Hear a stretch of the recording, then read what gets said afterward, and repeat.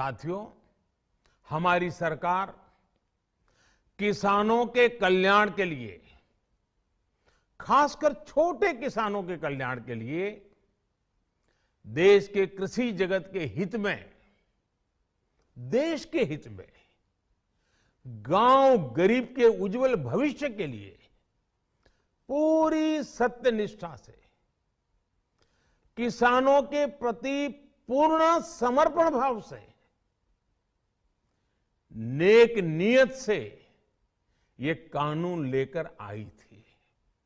लेकिन इतनी पवित्र बात, पूर्ण रूप से शुद्ध किसानों के हित की बात, हम अपने प्रयासों के बावजूद कुछ किसानों को समझा नहीं पाए। भले ही किसानों का एक वर्ग ही विरोध कर रहा था, लेकिन फिर भी ये हमारे लिए महत्वपूर्ण था। कृषि अर्थशास्त्रियों ने, वैज्ञानिकों ने, प्रगतिशील किसानों ने भी उन्हें कृषि कानूनों के महत्व को समझाने का भरपूर प्रयास भी किया। हम पूरी विनम्रता से, खुले मन से उन्हें समझाते रहे। अनेक माध्यमों से व्यक्तिगत और सामूहिक बातचीत भी लगातार होती रही। हमने किसानों की बातों को, उनके तर्क को समझने में भी कोई कोर कसर बाकी नहीं छोड़ी।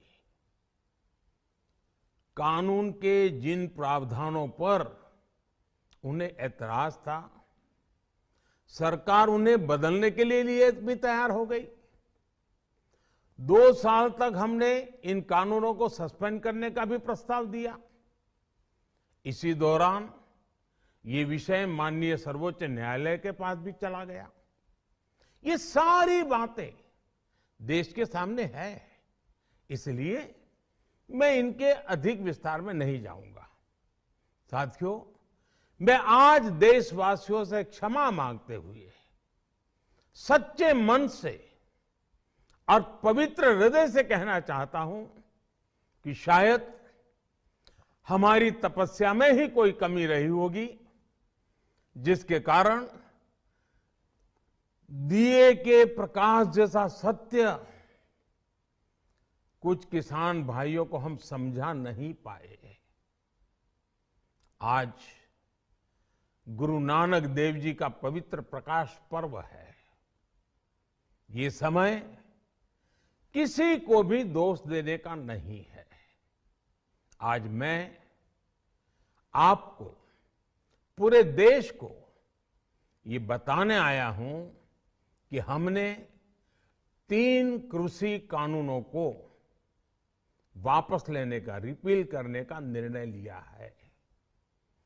इस महीने के अंत में शुरू होने जा रहे संसद सत्र में, इसी महीने में, हम 3 कृषि कानूनों को रिपील करने की संवैधानिक प्रक्रिया को पूरा कर देंगे। साथियों, मैं आज अपने सभी आंदोलनरत किसान साथियों से आग्रह कर रहा हूं, आज गुरु पर्व का पवित्र दिन है। अब आप अपने अपने घर लौटे, अपने खेत में लौटे, अपने परिवार के बीच लौटे। आइए एक नई शुरुआत करते हैं, नए सिरे से आगे बढ़ते हैं।